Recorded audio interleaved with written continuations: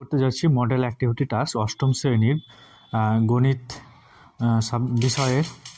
এটাই তোমাদের last model activity task part 8, অর্থাৎ নভেম্বর 2021 লাস্ট তোমাদের এটা কোশ্চেন মডেল অ্যাক্টিভিটি টাস্ক। তোমরা একটু দেখে নাও, কোশ্চেনগুলো মিলে নাও। আমি এখানে প্রত্যেকটা কোশ্চেন লিখেছি এবং ব্যাখ্যাও করেছি তার সঙ্গে উত্তরগুলো। তোমরা একটু তোমাদের কোশ্চেনের সঙ্গে এই কোশ্চেনগুলো একটু মিলিয়ে তোমরা নোট ডাউন করে নাও। তো প্রথম কোশ্চেন আছে বহুমুখী উত্তরধর্মী MCQ টাইপের, অর্থাৎ মাল্টিপল চয়েস। তো এখানে প্রথম কোশ্চেন একের দাগের দুটি পরস্পরছেদী সরলরেখার এক জোড়া বিপরীত কোণ পরস্পর পূরক কোণ হলে অপর জোড়া বিপরীত কোণ দুটির প্রত্যেকটির মান কত হবে? চারটে অপশন দেওয়া আছে: A 180 degree, B 45 degree, C 90 degree এবং D 135 ডিগ্রি। তাহলে চারটের মধ্যে কোনটি সঠিক? আমাদের সঠিক উত্তরটি নির্বাচন করতে হবে। তো একটু চেক করে নেওয়া যাক যে প্রথম জোড়া বিপরীত কোণ পরস্পর পূরক কোণ বলেছে, ঠিক আছে? তাহলে প্রথম জোড়া আমরা পূরক কোণ যদি নিয়ে নিই, এই যে বিপরীত কোণ পরস্পর পূরক কোণ, তাহলে আমরা জানি পূরক কোণের যোগফল কত? সমষ্টি 90 ডিগ্রি। তাহলে প্রথম জোড়া কোণের সমষ্টি 90 ডিগ্রি, অর্থাৎ এই ওপর আর এই নিচের কোণ দুটির সমষ্টি 90 ডিগ্রি। তাহলে অপর জোড়া বিপরীত কোণ দুটির সমষ্টি কত হবে? আমরা যদি মোট কোণের সমষ্টি 360 ডিগ্রি, তাহলে 90 বিয়োগ করো, অর্থাৎ এই যে এই দুই পাশের এই কোণটা পড়ে থাকছে, তাহলে এই দুটোর যোগফল 270 ডিগ্রি। তাহলে প্রত্যেকটা দুটোর যোগফল যদি বিপরীত কোণ যোগফল যদি 270 ডিগ্রি হয়, তাহলে অপর জোড়া বিপরীত কোণ দুটির অর্থাৎ প্রত্যেকটির মান হবে 270/20, অর্থাৎ 135। তাহলে আমাদের অপশন ডি সঠিক হবে। দেখো, দুইয়ের দূরত্ব স্থির থাকলে যদি গতিবেগ দ্বিগুণ করা হয় তাহলে সময় গতিবেগের সঙ্গে সময় অর্ধেক হবে, দ্বিগুণ হবে, না অপরিবর্তী থাকবে, না 3 গুণ হবে? এটা চেক করো। দেখো, দূরত্ব স্থির আছে মানে দূরত্ব একই আছে। এখানে যে দূরত্ব আমরা একই ধরে নিই, x ধরে নিই, এবং গতিবেগ যদি y ধরে নিই, ঠিক আছে? গতিবেগ যদি y ধরে নিই, তাহলে আমরা জানি সময় দূরত্ব বাই গতিবেগ। তাহলে এখানে প্রথম ক্ষেত্রে যে y কিমি/ঘন্টা যদি গতিবেগ হয় সময়, তাহলে কি পাবো? দূরত্ব x, অর্থাৎ উপরে x আর নিচে y, এত ঘন্টা। কিন্তু দ্বিতীয় ক্ষেত্রে যদি গতিবেগ, তোমরা একটু লক্ষ্য করো ভালো করে, গতিবেগ দ্বিগুণ করা হয়, অর্থাৎ স্পিড দ্বিগুণ করা হয় প্রথমের চেয়ে দ্বিগুণ, তাহলে সময় দূরত্ব কিন্তু একই আছে, তাহলে গতিবেগ 2x/2y। তাহলে এখানে দেখো এই নিচে 1/2, অর্থাৎ এই 2 থাকবে 1/2, প্রথমে ছিলাম ছিল x/y, তাহলে দ্বিতীয় ক্ষেত্রে চলে হলো হাফ অফ xy, তাহলে সময় কি হয়ে যাবে? অর্ধেক হয়ে যাবে, ঠিক আছে? তাহলে আমাদের এখানে অপশান এ সঠিক আনসার। আশা করি বুঝতে পেরেছো। তোমরা এগুলো একটু খেয়াল করো, সঙ্গে আমি ব্যাখ্যা করে দিয়েছি এবং সঠিক যে অ্যান্সার সেটি উল্লেখ করেছি। তোমরা একটু সঠিক অ্যান্সারটা এইভাবে ঠিক লিখবে যে, যেমন দুয়েরটা দূরত্ব স্থির থাকলে যদি গতিবেগ দ্বিগুণ হয় তাহলে সময় অপশান এ সঠিক, হাইফেন দিয়ে অপশান এ অর্ধেক হবে, এভাবে লিখবে, বা যেটা সঠিক হবে সেইটা অপশান দিয়ে কোশ্চেন সহ লিখবে, ঠিক আছে? এরপর চলে যাবো একের দাগে 3-এর অঙ্ক। 20 জন একটি কাজ 8 দিনে করে, তাহলে 10 জন ওই কাজটির 1/2 অর্থাৎ অর্ধেক অংশ করবে কত দিনে? ঠিক আছে? তাহলে গণিত ভাষার সমস্যাটি এখানে আমরা শ্রমিক জন নিয়ে নেব, আর অংশ, কাজের অংশ এবং সময়। তাহলে 20 জন একটি কাজ, অর্থাৎ পুরো কাজ মানে আমরা জানি এক অংশ, কত দিনে? 8 দিনে করে। তাহলে 10 জন শ্রমিক ওই কাজটির অর্ধেক অর্থাৎ 1/2 অংশ কত দিনে করবে? ঠিক আছে? তাহলে এখানে আমরা বার করব। দেখো, জনের সঙ্গে সময় যদি লোক সংখ্যা বাড়ায় তাহলে কি হবে? সময় কম লাগবে। তাহলে এটা জনের সঙ্গে সময় ব্যস্ত, তাহলে ব্যস্ত অনুসারে এটা আমরা সোজাসুজি 20/10 লিখতে পারবো।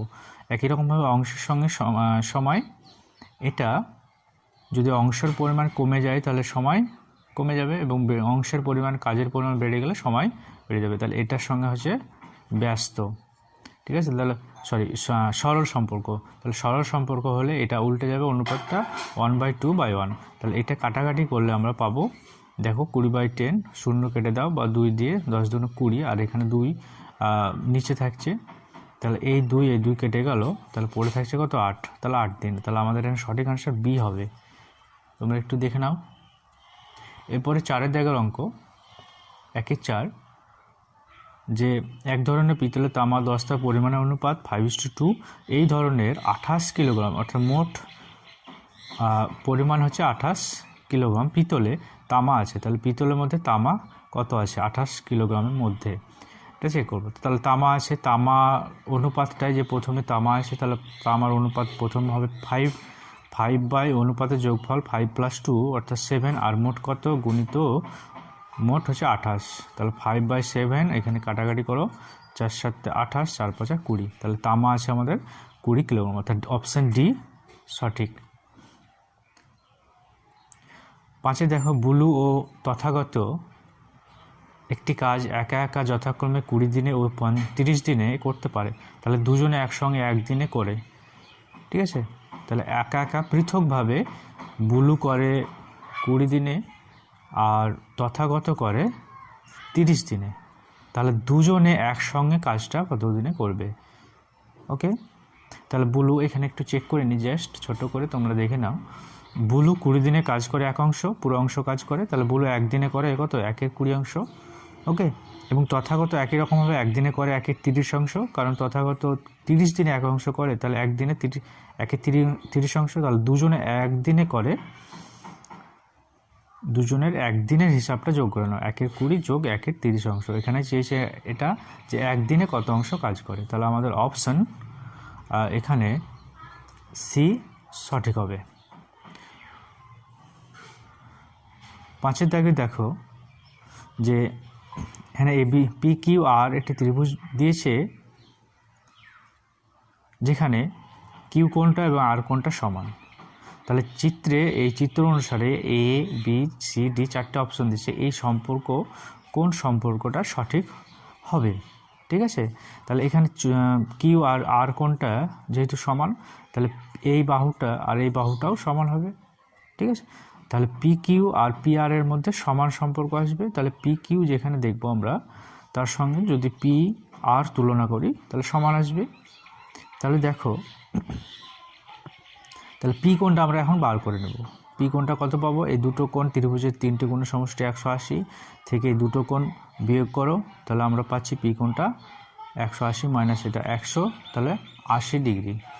ঠিক আছে, তাহলে আমরা কি পেলাম? যে 3টে কোণের মধ্যে এই পি কোণটা সবচেয়ে বড়। আমরা জানি যে কোণটা বড় হয় তার বিপরীত দিকে বাহু বড় হয়। তাহলে কিউ আর, এই দুটো বাহু যেহেতু সমান, কিউ আর দুটো বাহুর অপেক্ষা বড় হবে। তাহলে কিউ আর গ্রেটার দেন কোথায় অপশন আছে দেখবো, এটা লেস দেন, এটা হবে না, কিউ আর এখানে লেস দেন হবে। তাহলে অপশন ডি আমাদের Q R greater than P Q. তাহলে এই যে কিউ আর বাহুটা পি কিউ বাহুর চেয়ে বড় হবে। তাহলে অপশন ডি আমাদের সঠিক অ্যান্সার। এরপর 6 দাগের অঙ্ক 1/6, 2m + 5n × 2m - 5n এবং mn × 2m - 5n দুটো বীজগাণিতিক সংখ্যামালা দিয়েছে। তোমরা দেখতে পাচ্ছ কোশ্চেনে, তোমরা মিলিয়ে নাও। সংখ্যামালা দুটির গসাগু কত হবে? তাহলে প্রথম রাশি আমরা দেখব। প্রথম রাশি এটা গুণ আকারে আছে, অর্থাৎ উৎপাদক বিশ্লেষণ আকারে ভেঙে দিয়েছে। আর দ্বিতীয় রাশিও এটা গুণ আকারে, অর্থাৎ উৎপাদক বিশ্লেষণ আকারে ভাঙানো আছে। তাহলে দেখব গসাগু মানে দুটো রাশির মধ্যে কমন ফ্যাক্টর, অর্থাৎ কমন উৎপাদক কোনটি? এই যে -2m - 5n, 2m - 5n, তাহলে আমাদের নির্ণয় গসাগু 2m - 5n। তাহলে আমাদের অপশান ডি এখানে সঠিক হবে। এরপর 2 দাগে চলে যাব, সত্য মিথ্যা। এখানে 7টি কোশ্চেন আছে 1 নম্বর করে, মোট 7 নম্বরের। যে 1 নম্বর দেখো, 30 লিটার ডেটল জলে জল ও ডেটলের পরিমাণের অনুপাত 5:1। ইহাতে ডেটল আছে 15 লিটার। তাহলে 15 লিটার ডেটল আছে কি দেখে নেব। আচ্ছা, ডেটলের অনুপাতটা আমরা প্রথমে নিয়ে নেব, যেহেতু ডেটল বার করতে হবে। ডেটলের অনুপাত কত? 1। তাহলে 30 লিটার ডেটল আছে, 1 অনুপাতের যোগফল 5 + 1 6, তাহলে 1/6 × 30, 5 দিয়ে কাটবে 530, তাহলে 5 লিটার। কিন্তু আমাদের এখানে লেখা আছে 25 লিটার, তাহলে এটা আমাদের মিথ্যা হয়ে যাবে। এইভাবে তোমরা পুরো লাইনটা লিখে পাশে বক্স করে লিখবে। তারপর 2 দেখো, এই যে একটা বীজগণিতিক সংখ্যামালা দিয়েছে, 27x³ - 343y³ সংখ্যামালাটি 3x - 7 দ্বারা বিভাজ্য হবে কি? সত্য বা মিথ্যা যাচাই করব। তাহলে এখানে 27x³ মাইনাস 343y³ এটা a³ মাইনাস b³ আমরা লিখতে পারি। 27 মানে 3-এর কিউব আর 343 মানে 7-এর কিউব। তাহলে 3x তার হোল কিউব মাইনাস 7y তার whole cube. a³ minus b³ formula আমরা ভেঙে নেব। তাহলে a³ মাইনাস b³ উৎপাদকের ফর্মুলা হচ্ছে a মাইনাস b, তোমরা জানো, into a² plus ab plus b²। এই যে ফর্মুলা আমরা এখানে ভেঙে নেব। তাহলে a এর জায়গায় 3x, b এর জায়গায় মাইনাস 7y, জাস্ট এই ফর্মুলা ভেঙে নাও। তাহলে ফর্মুলা ভেঙে নিলে আমরা এই যে উৎপাদক বিশ্লেষণ রাশিটি পাচ্ছি সেখানে দেখব যে এই বীজগাণিতিক সংখ্যামালাটি আছে কিনা। যদি থাকে তাহলেই বলবো সংখ্যামালাটি তোমরা বিভাজ্য। তাহলে এখানে পাচ্ছি 3x মাইনাস 7y আছে, তাহলে এখানে আমরা বলবো এটা বিভাজ্য, অর্থাৎ এটা সত্য হয়ে যাবে। আশা করি বুঝতে পেরেছো। এরপর 3 দেখো 2a² b এবং 4ab² এর গসাগু হলো এটা 4a² b²। তাহলে প্রথম রাশি আমরা উৎপাদক ভেঙে নেব। 2 × a × a × b, এই যে a কটা দুটো আছে, একই রকমভাবে 4ab², 2 × 4, 4কে ভাঙলাম, a একটা আছে, b দুটো আছে। তাহলে এখানে দেবো কমন ফ্যাক্টর কি আছে, দেখো 2 জায়গাতে 2 আছে, তাহলে 2 নেব, ঠিক আছে। তোমরা লক্ষ্য করে একটু, 2 জায়গাতে a কিন্তু সবচেয়ে কম কটা আছে, একটা আছে, এখানে দুটো থাকলে ওইখানে একটা আছে, তাহলে আমরা একটা নেব। আর b কিন্তু একই রকমভাবে এখানে একটা আছে, এখানে দুটো থাকলেও আমরা 2 জায়গাতে কম মিলছে একটা, তাহলে আমাদের গসাগু নির্ণয় গসাগু 2ab।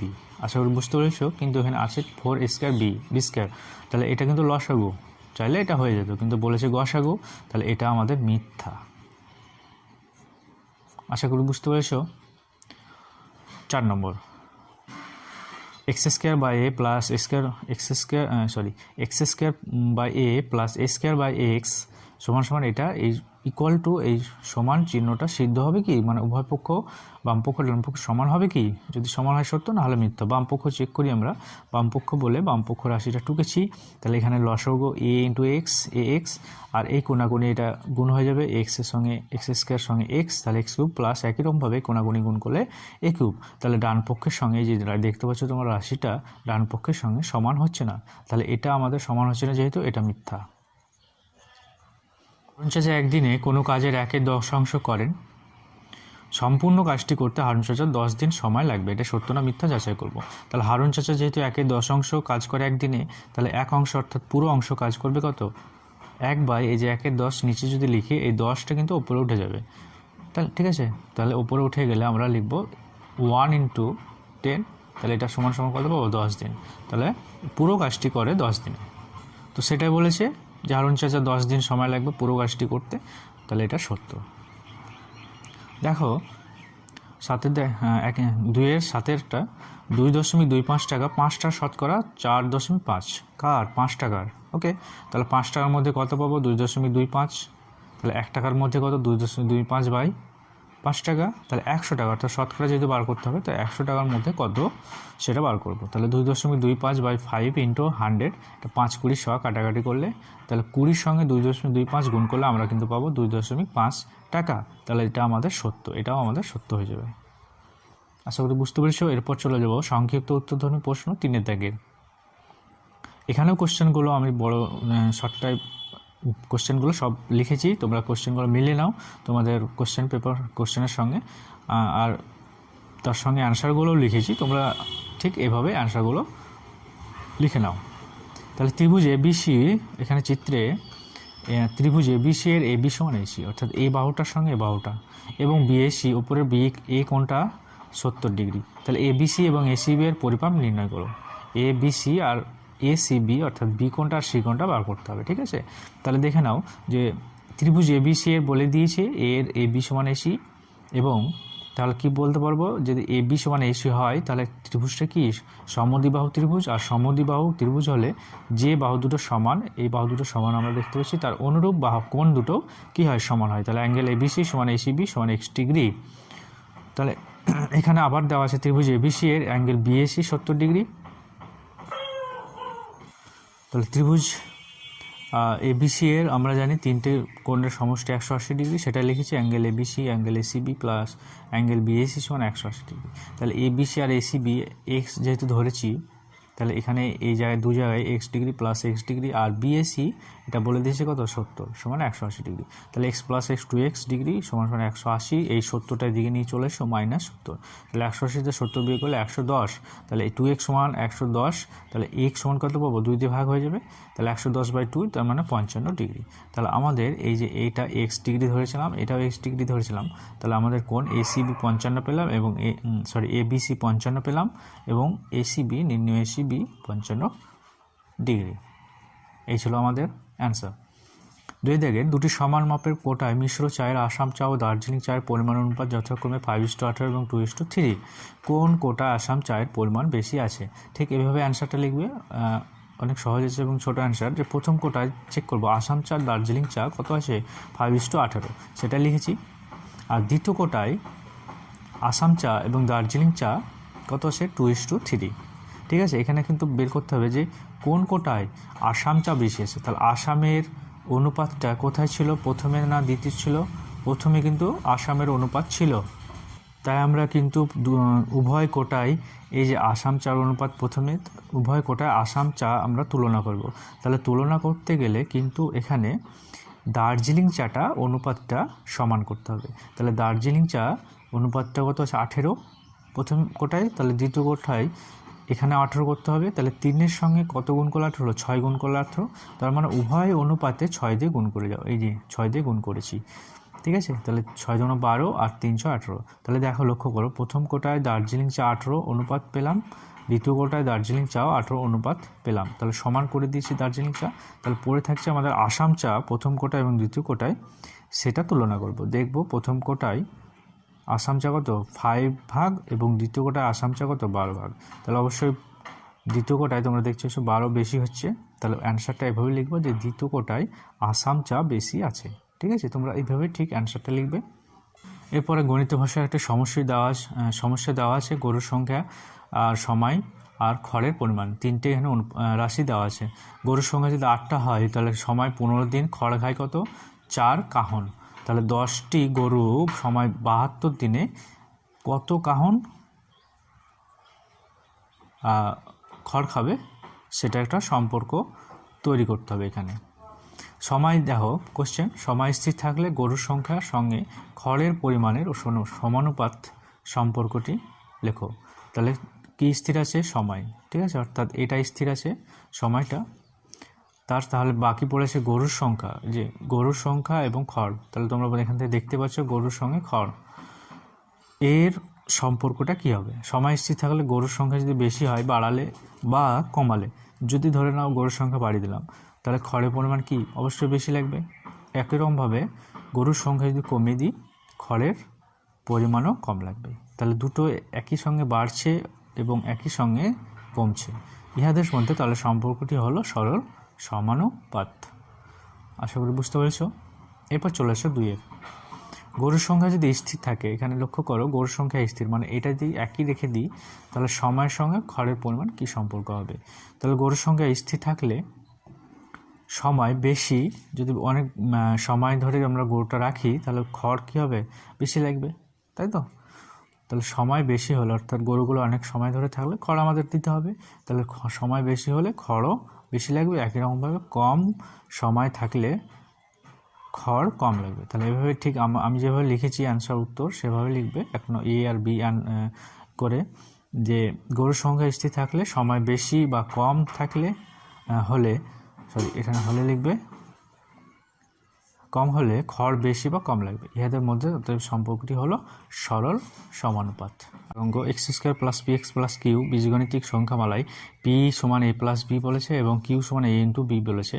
তাহলে সংখ্যামালাটির উৎপাদক দুটি হলো, অর্থাৎ উৎপাদকও বিশ্লেষণ করতে হবে। এখানে প্রদত্ত রাশি x² + px + q, এই জায়গায় p আর q এর মান যেহেতু বলে দিয়েছে আমরা বসিয়ে দেবো। p এর জায়গায় বসে +b আর q এর জায়গায় বসাবো ap।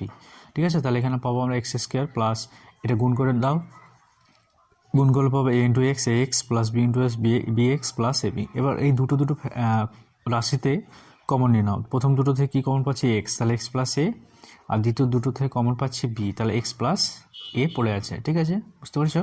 তাহলে দেখো ওই ব্র্যাকেটটা আমাদের মিলে গেছে, x + a কমন নিলে ইন্টু x এখানে পড়ে আছে এক্স আর এখানে প্লাস বি, তাহলে আমাদের দুটো উৎপাদক পেলাম এক্স প্লাস এ ইন্টু এক্স প্লাস বি। তাহলে আমরা অ্যান্সার লিখতে পারবো নিম্ন দুটি উৎপাদক হলে এক্স প্লাস এ ইন্টু এবং এক্স প্লাস বি, এটা আমাদের অ্যান্সার হবে। ওকে, আশা করি বুঝতে পেরেছ। এরপর চলে যাব 4 দাগের অঙ্ক। 4 একটা দেখো x/2 = 1/2x + 1 হলে এটার মান বের করতে হবে। ঠিক আছে, তাহলে এখানে যে প্রদত্ত রাশিটা দেওয়া আছে সেটা আমরা একটু সাজিয়ে নেব।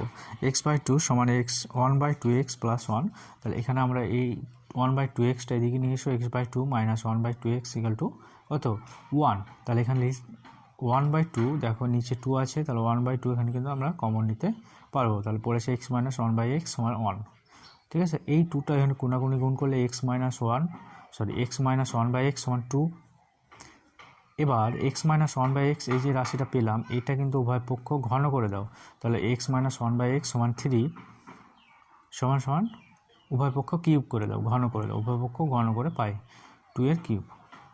তাহলে এখানে মান নির্ণয়ের সূত্র তো আমরা ফেলে দেবো a - b তাহলে কিউব, একটা সূত্র আছে a³ - b³ - 3ab × a - b। ওকে, তাহলে জাস্ট এই সূত্রটা আমরা এখানে ভেঙে নেব, a³ - b³ - 3ab × a - b। এবার এই মানটা যেহেতু পেয়েছি আমরা কত, এখান থেকে 2 পেয়েছি, এখানে 1 নম্বর দিতে পারো 2 পেয়েছি, তাহলে এইখানে কিন্তু আমরা মানটা বসিয়ে দেবো এবং এই জায়গায় এক্সটা কেটে যাচ্ছে উপর নিচ, তাহলে x³ - 1/x³ - 3 ইন্টু এখানে কিন্তু এক্স থাকছে না, তাহলে ইন্টু এইটা মান কত 2 = 8। তাহলে x³ - 1/x³ পড়ে আছে এখানে পড়েছিল 8 আর 3 × 6 ওইদিকে নিয়ে গেলে +6। তাহলে আমরা ফাইনালি লিখতে পারি x³ - 1/x³ = 14, অর্থাৎ নির্ণয় এটার মান হচ্ছে 14। 2 এর ভাগ করো, যে m² - 5m + 6কে m - 3 দিয়ে ভাগ করতে হবে। ওকে, তাহলে এখানে ভাগ করো m² - 5m + 6 একে m - 3 দিয়ে ভাগ করলে আমাদের এই প্রথম রাশিটা প্রথমে মিলাবো, তাহলে এর সঙ্গে আমাদের কত গুণ করতে হবে m, তাহলে m যেহেতু গুণ করতে হবে m নিব আমরা, তাহলে এই m - 3কে m দিয়ে গুণ করো, তাহলে m² - 3 × m - 3m। এবার আমরা এই দুটো যেভাবে তোমরা সংখ্যার ভাগ করো সেভাবে এটা বিয়োগ হবে, তাহলে এটা কেটে গেল, বিয়োগ হবে মানে নিচের এই চিহ্ন পরিবর্তন হবে তোমরা জানো। তাহলে প্রথম রাশি m² কেটে গেল, এখানে -5m থেকে 3m বিয়োগ করলে -2m আর এখানে +6 নামবে। এবার এখানে -2m এখানে মিলাবো যেহেতু, তাহলে m এর সঙ্গে কত গুণ করতে হবে -2, তাহলে -2 দিয়ে এই রাশিটা গুণ করো, তাহলে -2m 3 × 6 প্লাস, আবার বিয়োগ করলে আমাদের এখানে প্লাস হয়ে যাবে, এটা মাইনাস হবে, অর্থাৎ পুরো রাশিটা কেটে যাবে এখানে। তাহলে আমাদের নির্ণয় ভাগফল কত পেলাম, এই যে এই রাশিটা m - 2 আর ভাগ শেষ এখানে মিলে গেছে অর্থাৎ 0। এরপর দেখো 5-এর তোমাদের পায়চিত্রের একটা অঙ্ক দিয়েছে, এই অঙ্কটাও আমি কিন্তু খাতায় টুকেছি, তোমরা কোয়েশ্চেনের সঙ্গে একটু মিলে নাও। ক্লাসের ছাত্রছাত্রীরা কোন খেলা কতজন করে পছন্দ করে, শতকরায় তার তালিকা হলো একজন কেবলমাত্র একটি খেলায় পছন্দ করে। ঠিক আছে, মানে যে খেলাটা পছন্দ করে তাদের তালিকা দিয়েছে। তাহলে ক্রিকেট খেলা পছন্দ করে 60 জন, ফুটবল খেলা পছন্দ করে 30 জন আর ব্যাডমিন্টন পছন্দ করে 10 জন। তাহলে আমাদের এই খেলা পছন্দ অনুসারে মোট ছাত্রছাত্রী কতজন, এটা যোগ করলে পাচ্ছি কত 100 জন।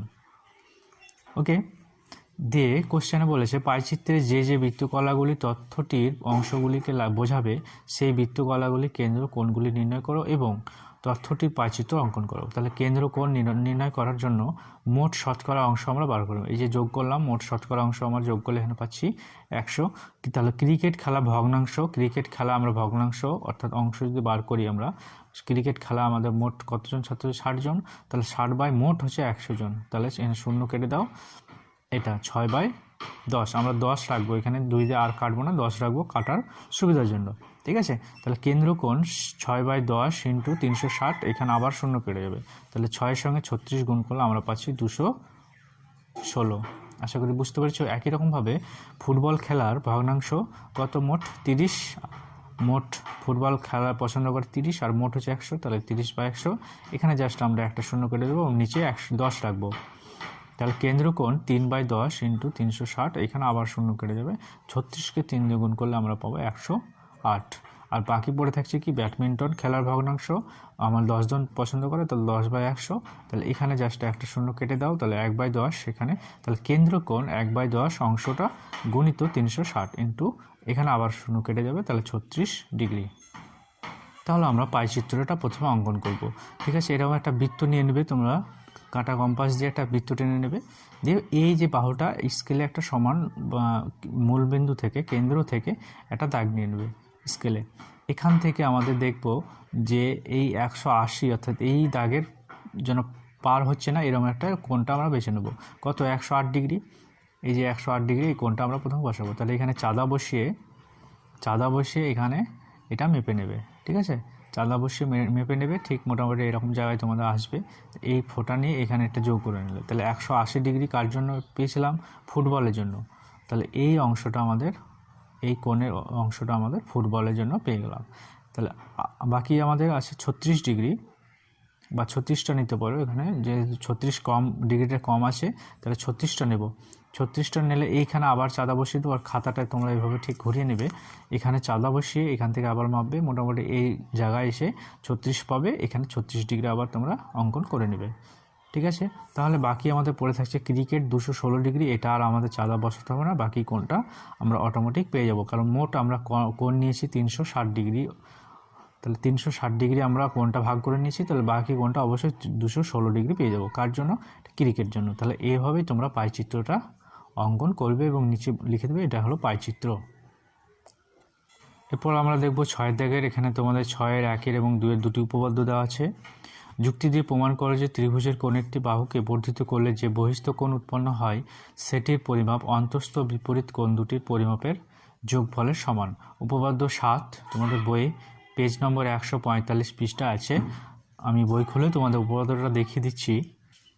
এই যে উপপাদ্যটা 145 পৃষ্ঠার উপপাদ্য 7 তোমরা দেখতে পাচ্ছ যে ত্রিভুজের কোণ একটি বাহুকে বর্ধিত করলে যে বহিস্থ কোণ উৎপন্ন হয় সেটির পরিমাপ অন্তস্থ বিপরীত কোণ দুটির পরিমাপের যোগফলের সমান। তোমরা ঠিক এইভাবে ছবিটা আঁকবে, যেভাবে আছে ছবিটা, প্রথমে ছবিটা এঁকে তোমরা ঠিক এইখান থেকে প্রদত্ত অর্থাৎ দেওয়া আছে এখান থেকে তোমরা এই পর্যন্ত লিখে নেবে প্রমাণিত, এবং শেষে প্রমাণিত পর্যন্ত লিখে নেবে, শেষে অবশ্যই প্রমাণিত এটা লিখে দেবে। এবং তোমাদের কাছে একটি রিকোয়েস্ট যে তোমরা এটা মুখস্থ করে না দেখে লিখবে। ঠিক আছে, এরপরে পরেরটা উপপাদ্য দেওয়া আছে, যেমন প্রমাণ করে যে কোনো ত্রিভুজের 3টি কোণের সমষ্টি 180 ডিগ্রি। এটা তোমাদের উপপাদ্য 8 পেজ নম্বর 147 পৃষ্ঠা। তোমরা এই উপপাদ্যটাও দেখে নাও, পেজ নম্বর 147, জাস্ট পরের পেজেই। এই যে উপপাদ্য 8, যুক্তি দিয়ে ধাপে ধাপে প্রমাণ করে যে একটি ত্রিভুজের 3টি কোণের পরিমাপের সমষ্টি 2 সমকোণ বা 180 ডিগ্রি। তাহলে এই উপপাদ্যটা দেওয়া আছে, তোমরা এখানে এই পদ্ধতি থেকে এই পর্যন্ত শেষ পর্যন্ত তোমরা লিখবে এবং শেষে প্রমাণিত বলে দেবে। ঠিক আছে, এটাও তোমাদের কাছে রিকোয়েস্ট যেটা তোমরা এটা না দেখে মুখস্থ করে অবশ্যই লিখবে, কখনোই কপি করবে না। এরপর চলে যাব আমাদের শেষ কোশ্চেন 7-এর, যে 5 অশ্ব ক্ষমতা সম্পন্ন একটি পাম্প 5 অশ্ব ক্ষমতা সম্পন্ন একটি পাম্প 36,000 লিটার জল 8 ঘন্টার উপরে তুলতে পারে। তাহলে 7 অশ্ব ক্ষমতা সম্পন্ন পাম্পের 63,000 জল তুলতে কত সময় লাগবে ত্রৈরাশিক পদ্ধতিতে নির্ণয় করি। তাহলে তোমরা এইভাবে ঠিক অ্যান্সারটা লিখবে, দেখে নাও। আমি এখানে সলিউশনটা করেছি প্রবলেমটা, যে পাম্পের ক্ষমতা অশ্ব ক্ষমতা সেখানে দিয়ে সাজিয়ে নেব 3টে রাশি গণিতের ভাষায় সমস্যাটি, আর জলের পরিমাণ লিটারে আর সময় আছে ঘন্টাতে। তাহলে 5 অশ্ব ক্ষমতা সম্পন্ন জলের পরিমাণ কত জল তুলেছে? 36,000 লিটার। কত সময় নিয়েছে? 8 ঘন্টা। তাহলে 7 অশ্ব ক্ষমতা সম্পন্ন জল কত তুলেছে? 63,000 লিটার, এবং সময় কত নিয়েছে সেটা আমাদের বার করতে হবে এখানে। ঠিক আছে, এভাবে তোমরা গণিত ভাষায় সমস্যাটি সাজিয়ে নেবে। তাহলে এখানে আমরা সম্পর্কটি দেখব, যেখানে পাম্পের ক্ষমতা বাড়লে, যদি পাম্পের ক্ষমতা জল স্থির একই রাখলাম, তাহলে এখানে পাম্পের ক্ষমতা বাড়লে সময় কম লাগবে, তাই তো? পাম্পের ক্ষমতা যদি বাড়িয়ে দিই তাহলে সময় কিন্তু কম লাগবে, বা কমিয়ে দিলে সময় বেশি লাগবে। তাহলে এভাবে লিখবে, পাম্পের ক্ষমতা বাড়লে সময় কম লাগবে। তাহলে পাম্পের ক্ষমতার সাথে সময়ের ব্যস্ত সম্পর্ক থাকবে, একটা বাড়ছে তার সঙ্গে সঙ্গে কি একটা কমছে, তাহলে এটা ব্যস্ত সম্পর্ক হবে। আবার জলের পরিমাণ বাড়লে, যদি ক্ষমতা স্থির রাখি তাহলে জলের পরিমাণ মানে জল যদি বেশি তুলি তাহলে বেশি সময় লাগবে, তোমরা বুঝতে পারছো। তাহলে জলের পরিমাণের সাথে সরল সম্পর্ক, বেশি হলে বেশি লাগছে সময় এবং জল কম তুললে কম সময়, তাহলে জলের পরিমাণের সাথে সরল সম্পর্ক বিদ্যমান।